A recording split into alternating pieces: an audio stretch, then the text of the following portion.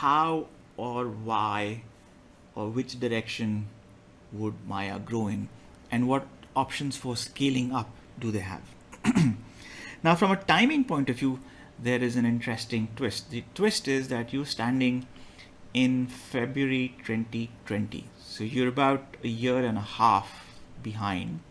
Their first big question is, how serious is this? And how do we handle growth assumptions for 2020 and 2021? They need to plan their purchasing. They need to plan how much they order, what products they order, essentially in the Jan-Feb timeframe. And if they don't plan it, they don't order it, then and it doesn't get shipped, then it's not possible for them to fulfill. So the big question for them in February 2020 is, given the pandemic, how do we approach the modeling question? Second question that Maya is facing is that they've been very keen on exploring Dubai or UAE as an additional market, as a secondary market, and their growth model is, why don't we set up or buy a warehouse? If you only have the news you have visible in Feb 2020, how would you approach the growth question for Maya? This data set shows us the number of orders, and it shows us in two forms. One, it gives us the progression on a month by month basis, right? So, Jan 2015, Jan 2016, 17, 18, and 19, and we can clearly see that the numbers are growing. And it also shows us numbers on a year by year basis, right? So if we have these two figures available, if you're just looking at the historical trend of orders, and you had this data for 2019, and I said, your January number was just a little lower than December. So let's say it was maybe about 1,000 orders, maybe about 980 orders. Maybe let's say your February orders were also about 1,000 orders. What would March look like? Now, the question we want to ask ourselves is, given the limitations of the data that we have available, is there anything that we can do that can help us get to the next stage? Why are we so focused on orders? We're trying to answer the growth question, right? So in the model that they've built, right, their model is, because it's an online store, they're driven by impressions. So how many impressions do they get?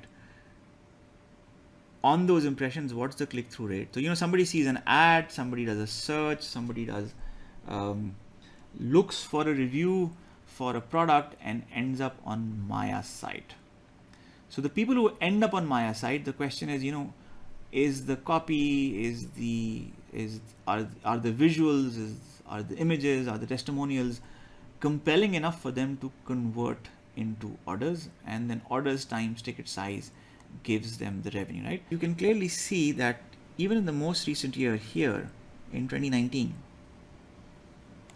even in the most recent years, sales are not constant. So you got these 3 months here, which is March, April, May. You are heading into what could be your strongest season in your history, March, April, May, or you might be heading to your worst possible 3 months in history, depending on what happens from a pandemic point of view. So you've got these 3 months, and then right towards the end of the year, you get another spike in November and December.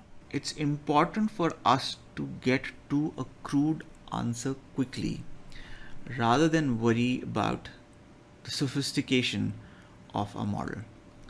It's important to get a crude answer, even if it's a wrong answer, because what we want to do is we want to test through the thinking behind a model. The issue is there are lots of qualifications. What are the qualifications? What are the challenges? What are the problems in this approach?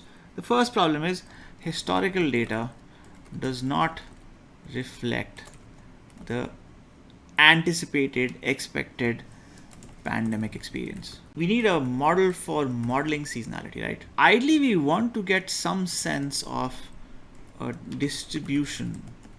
The most important lesson here is whatever result